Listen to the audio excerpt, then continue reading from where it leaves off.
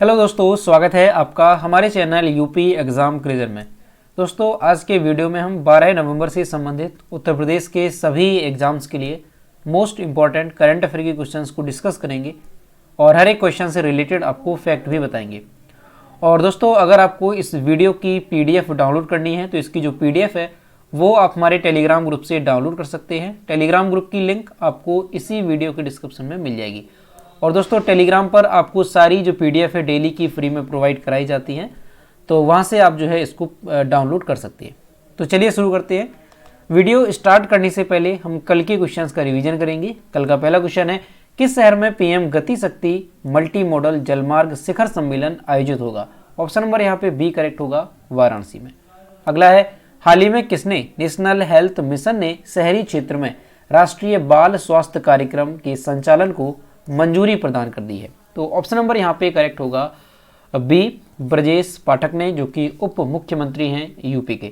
दोस्तों, UP current affair की last 8 month की अगर आपको PDF ई बुक डाउनलोड करनी है तो इसकी जो लिंक है वो आपको PDF के डिस्क्रिप्शन में मिल जाएगी। वहाँ से आप इसकी PDF ई बुक डाउनलोड कर सकते हैं। और ये जो PDF ई बुक है ये जनवरी 2022 से लेकर के अगस्त 2022 तक की है, जिसमें उत्तर प्रदेश करंट अफेयर के सारे क्वेश्चंस को कवर किया गया है। और अगर आपको पिछले महीने की यानी कि अक्टूबर मंथ की PDF डाउनलोड करनी है तो उसकी लिंक भी आपको इसी वीडियो के डिस्क्रिप्शन में मिल जाएगी। और अगर इसे डाउनलोड करने में कोई प्रॉब्लम होती है तो साइट पर आपको WhatsApp नंबर और ईमेल मिल जाएगा जिस पर आप कॉन्टैक्ट कर सकते हैं। अगला है, हाल ही में उत्तर प्रदेश के कितने लोगों को राष्ट्रीय फ्लोरेंस नाइटिंगेल पुरस्कार प्रदान किया गया? तो ऑप्शन नंबर यहाँ पे ए करेक्ट होगा, उत्तर प्रदेश से 2 लोगों को। और अगर ऑल इंडिया देखा जाए तो 51 लोगों को जो है ये पुरस्कार प्रदान किया गया है, राष्ट्रीय फ्लोरेंस नाइटिंगेल पुरस्कार। अगला है, और याद रखेंगे ये जो पुरस्कार है किस क्षेत्र में दिया जाता है? तो नर्सिंग के क्षेत्र में ये दिया जाता है। अगला है, हाल ही में किस राज्य सरकार ने मुख्यमंत्री देवदर्शन यात्रा योजना का शुभारंभ किया? ऑप्शन नंबर यहाँ पे ए करेक्ट होगा, गोवा ने। अगला है, फोर्ब्स की टॉप 20 एशियाई महिला उद्यमियों की सूची में कितनी भारतीय महिला उद्यमियों के नाम शामिल हैं? तो ऑप्शन नंबर यहाँ पे बी करेक्ट होगा, 3 महिला उद्यमियों के नाम। अगला है, state of the global climate 2022 report किसके द्वारा जारी की गई है? तो ये जो रिपोर्ट है state of the global climate 2022 ये जारी की गई है विश्व मौसम विज्ञान संगठन के द्वारा, यानी ऑप्शन नंबर सी इसका करेक्ट होगा। अगला है, भारत, जापान और किस देश की नौसेना ने हाल ही में मालाबार नौसेना अभ्यास में भाग लिया? तो ऑप्शन नंबर यहाँ पे सी करेक्ट होगा, ए और बी दोनों, यानी जो मालाबार नौसेना अभ्यास है ये भारत, जापान और अमेरिका और ऑस्ट्रेलिया की सेनाओं ने भी इसमें जो है भाग लिया है। अगला है, अरुणा मिलर किस अमेरिकी राज्य के उपराज्यपाल का पद संभालने वाली पहली भारतीय अमेरिकी बन गई हैं? तो ऑप्शन नंबर यहाँ पे सी करेक्ट होगा, मैरीलैंड की। अगला है, विश्व उपयोगिता दिवस कब मनाया जाता है? तो जो विश्व उपयोगिता दिवस है ये नवंबर महीने के हर दूसरे गुरुवार को मनाया जाता है। और साल 2022 में ये कब मनाया गया? तो 10 नवंबर को ये मनाया गया। तो दोस्तों, ये कल के क्वेश्चंस थे जिसका हमने रिवीजन किया। अब हम शुरू करते हैं आज का सेशन। आज का पहला क्वेश्चन है, हाल ही में मुख्यमंत्री योगी आदित्यनाथ ने किस शहर में एक बड़ा इनोवेशन कन्वेंशन सेंटर बनाने के निर्देश दिए हैं? तो ऑप्शन नंबर यहाँ पे करेक्ट होगा डी, गोरखपुर में। दोस्तों, 10 नवंबर 2022 को जो यूपी के CM हैं मुख्यमंत्री योगी आदित्यनाथ, तो उन्होंने जो है राज्य के गोरखपुर में, कहाँ पे याद रखेंगे, गोरखपुर में एक बड़ा कन्वेंशन सेंटर बनाने का निर्देश दिया है। अब ये जो कन्वेंशन सेंटर होगा इसकी सीटिंग की जो क्षमता होगी वो कितनी होगी? तो 3000 से 5000 के बीच जो है इसकी सीटों की क्षमता होगी। दोस्तों, जो गोरखपुर में ये कन्वेंशन सेंटर बनेगा तो ये कितना बड़ा होगा इसका अनुमान आप लगा सकते हैं, जो कि प्रयागराज में बना था, सॉरी कहाँ पे बना था? वाराणसी में बना था। अभी कुछ दिन पहले जो एक कन्वेंशन सेंटर बना था वाराणसी में, नाम क्या था? रुद्राक्ष कन्वेंशन सेंटर। उसकी क्षमता थी कितनी? 1200। तो ये जो कन्वेंशन सेंटर बनेगा गोरखपुर में इसकी क्षमता 3000 से लेकर के 5000 के बीच होगी। ठीक, गोरखपुर में इस कन्वेंशन सेंटर के बनने से राष्ट्रीय और अंतर्राष्ट्रीय स्तर के सेमिनार, प्रदर्शनी और अन्य सार्वजनिक आयोजन आसानी से हो सकेंगे। तो यहाँ से आपको याद रखना है कि गोरखपुर में एक कन्वेंशन सेंटर बनेगा जिसकी सीट की क्षमता होगी 3000 से 5000 के बीच। और दोस्तों, क्वेश्चन एग्जाम में यहाँ से भी पूछा जा सकता है कि रुद्राक्ष कन्वेंशन सेंटर कहाँ पे है? तो ये कहाँ पे है? ये यूपी के वाराणसी में बनाया गया था। तो इसको भी आप यहाँ से याद रखेंगे। अगला क्वेश्चन है, क्यूएस एशिया यूनिवर्सिटी रैंकिंग 2023 के लिए आईआईटी कानपुर किस स्थान पर रहा? ऑप्शन नंबर यहाँ पे करेक्ट होगा सी, 66वें स्थान पर। दोस्तों हाल ही में क्यूएस एशिया यूनिवर्सिटी रैंकिंग 2023 जारी की गई है। इसके अनुसार क्या आंकड़े सामने आए हैं? तो क्यूएस एशिया यूनिवर्सिटी रैंकिंग 2023, इसको आप याद रखेंगे कौन सी रैंकिंग है, ठीक है। अब दोस्तों इसमें अगर देखा जाए तो भारत का शीर्ष जो संस्थान है वो कौन सा रहा? तो आईआईटी बॉम्बे, ये जो है भारत का शीर्ष संस्थान रहा और ओवरऑल अगर देखा जाए तो ये 40वें स्थान पर रहा है पूरे एशिया में, ठीक है। आईआईटी बॉम्बे के बाद आईआईटी दिल्ली है जो कि 46वें स्थान पर रहा और इंडिया का सेकंड। याद रखेंगे आप, भारत का शीर्ष कौन सा है? तो आईआईटी बॉम्बे, लेकिन ओवरऑल अगर देखा जाए क्यूएस एशिया यूनिवर्सिटी रैंकिंग 2023 यानी कि पूरे एशिया में, तब ये 40वें स्थान पर रहा है। अब अगर हम यूपी की बात करते हैं तो यूपी का आईआईटी कानपुर हो गया। इसके अलावा जो एमआईटी यूनिवर्सिटी नोएडा, ठीक है, ये जो है यूपी से इसमें शामिल रहे हैं और ये टॉप 200 में इन्होंने जगह बनाई है। ये याद रखेंगे कि क्यूएस एशिया यूनिवर्सिटी रैंकिंग 2023 में यूपी से कितने संस्थान टॉप 200 में जो है शामिल रहे हैं। तो याद रखेंगे 2 संस्थान है, एक है आईआईटी कानपुर और एक है एमआईटी यूनिवर्सिटी नोएडा। जो आईआईटी कानपुर है ये 66वें स्थान पर रहा है, इसको याद रखेंगे, और जो एमआईटी यूनिवर्सिटी नोएडा है ये 200वें स्थान पर रहा है, यानी कि टॉप 200 में 2 संस्थान रहे। इसके अलावा दोस्तों अगर देखा जाए जो क्यूएस एशिया यूनिवर्सिटी रैंकिंग 2023 है, इसमें जो भारत के 19 विश्वविद्यालय हैं, याद रखेंगे भारत के कुल 19 भारतीय जो विश्वविद्यालय हैं वो टॉप 200 की सूची में शामिल रहे हैं, इस बात को याद रखेंगे। और ये जो रैंकिंग जारी की गई है क्यूएस एशिया यूनिवर्सिटी रैंकिंग 2023, इसमें टॉप पर कौन सी यूनिवर्सिटी रही है? तो चीन की है पेकिंग यूनिवर्सिटी, इसको याद रखेंगे, चीन की पेकिंग यूनिवर्सिटी है, ये पूरे 100 अंकों के साथ रैंकिंग में टॉप पर है। तो यहाँ से आप सारे पॉइंट अच्छे से याद रखेंगे कि क्यूएस एशिया यूनिवर्सिटी रैंकिंग 2023 के लिए टॉप पर यूनिवर्सिटी कौन सी रही है पूरे एशिया में? तो चीन की है पेकिंग यूनिवर्सिटी, ठीक है, याद रखेंगे। इसके अलावा अगर हम बात करें कि भारत में टॉप पर कौन रहा, तो आईआईटी बॉम्बे जो कि एशिया में 40वें स्थान पर रहा। वहीं अगर यूपी की बात करें तो यूपी से टॉप 200 में जगह बनाने वाले 2 संस्थान हैं, आईआईटी कानपुर और MIT university Noida. IIT Kanpur यहाँ से 66वें स्थान पर रहा है। अगला क्वेश्चन है, हाल ही में कौन बेली के ऑक्सफोर्ड पदक प्राप्त करने वाले पहले भारतीय वैज्ञानिक बने? ऑप्शन नंबर यहाँ पे करेक्ट होगा ए, सुभाष बाबू। यहाँ पर आप इनकी इमेज देख सकते हैं। दोस्तों जो प्रमुख भारतीय वैज्ञानिक डॉक्टर हैं सुभाष बाबू, ये जो है प्रतिष्ठित बेली के Oxford medal for 2022 of fellow of the American society of tropical medicine and hygiene award for 2022 पुरस्कार मिला है। कौन सा अवार्ड है? याद रखेंगे आप, अमेरिका का ये पुरस्कार है, American society of tropical medicine and hygiene award for 2022 के लिए ये चुने गए हैं, ठीक है। याद रखना है आपको, ये इंपॉर्टेंट इसलिए है क्योंकि ये जो पुरस्कार है, यहाँ पर आप देखेंगे ये तीसरा पॉइंट कि 82 साल के इतिहास में यह पुरस्कार कभी भी किसी भी भारतीय वैज्ञानिक या भारतीय संस्थान को काम के लिए नहीं दिया गया। ये पहली बार ऐसा है जब किसी भारतीय को ये अवार्ड दिया गया है। तो आप इनका नाम अच्छे से याद रखेंगे, सुभाष बाबू।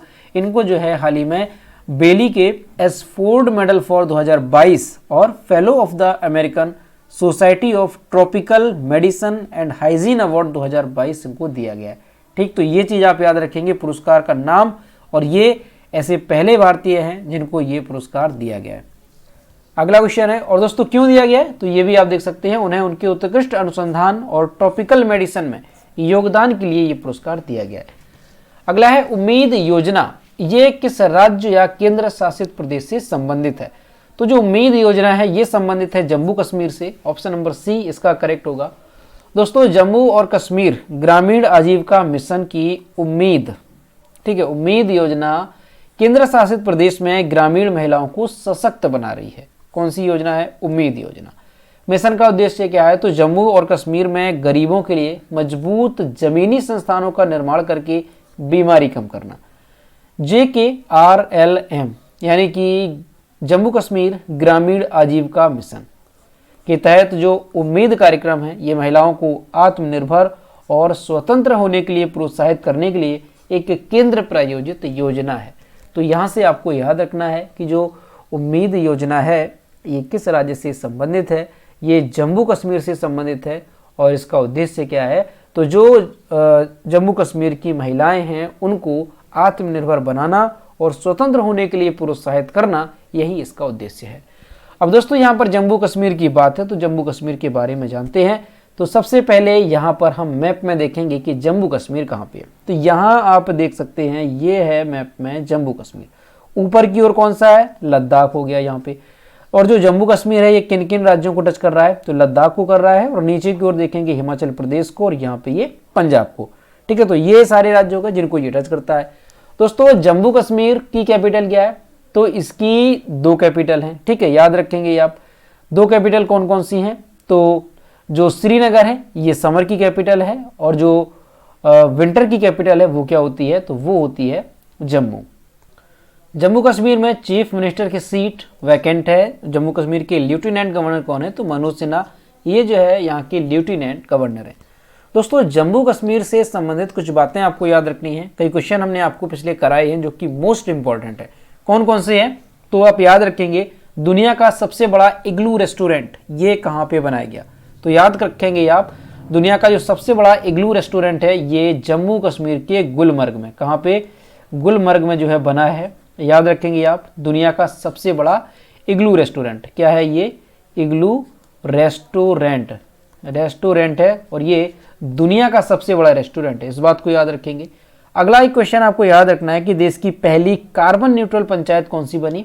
देश की पहली कार्बन न्यूट्रल पंचायत तो कौन सी बनी है, याद रखेंगे आप पल्ली जो पंचायत है ये बनी है देश की पहली कार्बन न्यूट्रल पंचायत। जम्मू कश्मीर में है, ये तो आपको पता ही है, जम्मू और कश्मीर में है ये। ठीक है दोस्तों, एक क्वेश्चन और याद रखेंगे आप कि दुनिया का सबसे ऊंचा रेलवे पुल जो है ये कहाँ पे है, तो ये भी कहाँ पे बना है, जम्मू कश्मीर में बना है। और किस नदी पे बना है, तो आप याद रखेंगे चिनाब नदी पे। चिनाब नदी पे बना है ये दुनिया का सबसे ऊंचा रेलवे पुल। दोस्तों अगर हम ऊंचाई की अगर बात करते हैं तो नदी तल से ये कितना ऊंचा है, 359 मीटर ये जो है नदी तल से ऊंचा है। इस चीज को याद रखेंगे, दुनिया का सबसे ऊंचा रेलवे पुल ये क्या है, चिनाब नदी पर रेलवे पुल है, इस बात को याद रखेंगे आप, रेलवे पुल है ये दुनिया का सबसे ऊंचा। इसके अलावा आप याद रखेंगे जम्मू कश्मीर से एक जो क्या है त्योहार ये पूछे जाते हैं। तो जम्मू कश्मीर से संबंधित त्योहार आपको याद रखना है कौन सा, हेरात हो गया, यहाँ पे देख रहे हैं हेरात, और इसके अलावा याद रखना है आपको पुष्कर। तो ये जो त्योहार है जम्मू कश्मीर से संबंधित है। इसके अलावा एक नृत्य पूछा जाता है जो कि आपका कई बार सीटेट के एग्जाम में पूछा जाता है। तो रऊफ जो नृत्य है ये कहाँ से संबंधित है, जम्मू कश्मीर से संबंधित है। तो जम्मू कश्मीर से संबंधित ये सारे क्वेश्चन आपको अच्छे से याद रखने हैं। अगला क्वेश्चन है, किस राज्य में Kaveri south wild life sanctuary को अधिसूचित किया गया है। ऑप्शन नंबर यहाँ पे करेक्ट होगा बी, तमिलनाडु। दोस्तों तमिलनाडु सरकार ने Kaveri south wild life sanctuary के रूप में कृष्णागिरी और धर्मपुरी के आरक्षित वनों में एक क्षेत्र घोषित किया है। ये जो वाइल्ड लाइफ सेंचुरी है तमिलनाडु के कावेरी उत्तर वन्यजीव अभ्यारण्य को पड़ोसी कर्नाटक में कावेरी वन्यजीव अभ्यारण्य से जोड़ेगा, जिससे वन्यजीवों के संरक्षित क्षेत्रों का एक बड़ा सन्निहित नेटवर्क बनेगा।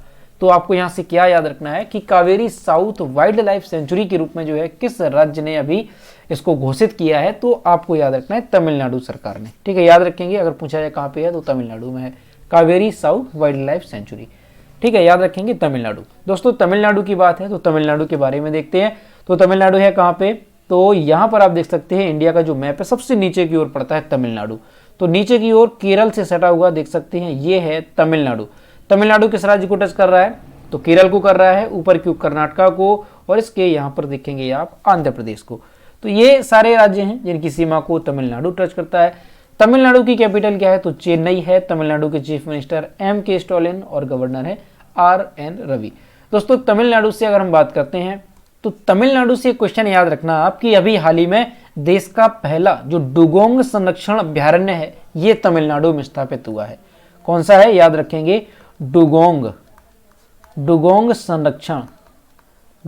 संरक्षण जो अभ्यारण्य है ये कहाँ पे बना है, तो ये बना है अभी तमिलनाडु में, ये आपको याद रखना है। ठीक है, क्या है, डुगोंग संरक्षण अभ्यारण्य। इसके अलावा दोस्तों कुछ योजनाएं तमिलनाडु से हैं जो कि आपको याद रखनी है।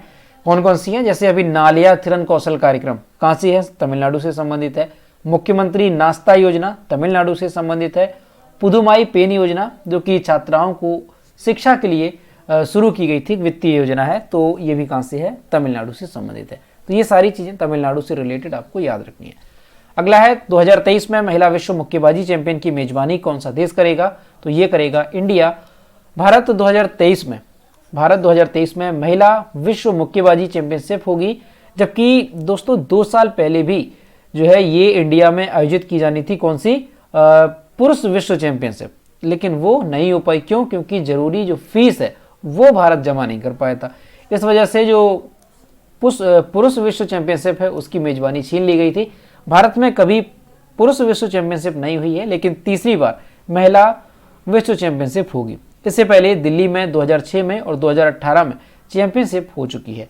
इस आयोजन में लगभग कुल पुरस्कार पूल 19.5 करोड़ का होगा और स्वर्ण पदक विजेताओं को लगभग 81 लाख की जो राशि है वो प्रदान की जाएगी। तो आप याद रखेंगे, मोस्ट इंपॉर्टेंट रहेगा कि 2023 में महिला विश्व मुक्केबाजी चैंपियनशिप की मेजबानी कौन सा देश करेगा, तो ये करेगा इंडिया। ठीक है, याद रखेंगे कौन सी है, महिला विश्व मुक्केबाजी चैंपियनशिप 2023 कहाँ पे होगी, भारत में होगी। अगला है, निम्नलिखित में से किस संगठन ने कहा कि 2022 में यूरोप में गर्म मौसम से कम 15,000 लोगों की मौत हो गई है। तो ये जो आंकड़े जारी किए गए हैं किसके द्वारा किए गए हैं, ऑप्शन नंबर यहाँ पे सी करेक्ट होगा, वर्ल्ड हेल्थ ऑर्गेनाइजेशन यानी कि WHO की ओर से ये जो जानकारी है वो दी गई है। दोस्तों, विश्व स्वास्थ्य संगठन यानी WHO ने कहा कि 2022 में अब तक यूरोप में गर्म मौसम के कारण कम से कम 15,000 लोगों की मौत हो चुकी है। यूरोप के लिए WHO के क्षेत्रीय निदेशक ने कहा कि स्पेन में लगभग 4,000, पुर्तगाल में 1,000 से अधिक और ब्रिटेन में 3,200 से अधिक और जर्मनी में लगभग 4,500 लोगों की मौत गर्मी के 3 महीने के दौरान दर्ज की गई है। तो ये आप यहाँ से याद रखेंगे कि हाल ही में ये WHO के द्वारा आंकड़े जो है बताए गए हैं कि साल 2022 में जो है यूरोप में गर्म मौसम के कारण यानी कि गर्मी की वजह से लगभग 15,000 लोगों की मौत हो चुकी है। ठीक है, याद रखेंगे किसके द्वारा, तो WHO के द्वारा ये रिपोर्ट जो है दी गई है। दोस्तों, WHO की अगर बात करें तो याद रखेंगे आप, इसकी स्थापना कब हुई है, 7 अप्रैल 1948 को। WHO का हेडक्वार्टर कहाँ पे है, तो जिनेवा में है। ये आप सभी को याद भी हो चुका होगा, कई बार आपको कराया है। और इसका फुल फॉर्म तो वर्ल्ड हेल्थ ऑर्गेनाइजेशन। दोस्तों, कुछ और यहाँ पे संगठन है जो कि वेरी इंपॉर्टेंट है, तो इनके भी आप जो है हेडक्वार्टर याद रखेंगे, क्योंकि अक्सर एग्जाम में हेडक्वार्टर से ही क्वेश्चन बनता है। तो संयुक्त राष्ट्र हो गया, इसका हेडक्वार्टर कहाँ पे है, न्यूयॉर्क USA में। अंतर्राष्ट्रीय मुद्रा कोष वाशिंगटन DC USA में। विश्व बैंक का वाशिंगटन DC USA में। विश्व स्वास्थ्य संगठन जिनेवा स्विट्जरलैंड में। विश्व व्यापार संगठन जिनेवा स्विट्जरलैंड में। संयुक्त राष्ट्र शैक्षिक वैज्ञानिक और सांस्कृतिक संगठन यानी कि यूनेस्को, इस यूनेस्को का हेडक्वार्टर कहाँ पे है, तो पेरिस में है, फ्रांस में। विश्व आर्थिक मंच कोलोग्नी स्विट्जरलैंड में। उत्तर अटलांटिक संधि संगठन इसका है ब्रुसेल्स बेल्जियम में। तो यहाँ से आप ये सारे के सारे अच्छे से याद रखेंगे, वेरी इंपॉर्टेंट है। अगला है, और दोस्तों एक और याद रखेंगे यूनिसेफ का, कौन सा, यूनिसेफ, ये भी वेरी इंपॉर्टेंट है। इसका कहाँ पे है, तो इसका है न्यूयॉर्क, याद रखेंगे न्यूयॉर्क में स्थित है यूनिसेफ का। अगला है, हाल ही में ICC हॉल ऑफ फेम में कितने और खिलाड़ियों को शामिल किया गया, तो ऑप्शन नंबर यहाँ पे बी करेक्ट होगा, 3 और खिलाड़ियों को हॉल ऑफ फेम में शामिल किया गया। ICC ने क्रिकेट हॉल ऑफ फेम में 3 और दिग्गज खिलाड़ियों को शामिल किया है। वेस्ट इंडीज के शिव नारायण है चंद्रपाल, पाकिस्तान के अब्दुल कादिर और इंग्लैंड की चार्लोट एडवर्ड्स को ये सम्मान दिया गया। ठीक है, याद रखेंगे, वेस्ट इंडीज के शिवनारायण चंद्रपाल, पाकिस्तान के अब्दुल कादिर और इंग्लैंड की चार्लोट एडवर्ड्स। ICC ने बताया कि शिवनारायण चंद्रपाल यह सम्मान हासिल करने वाले 107वें खिलाड़ी बने।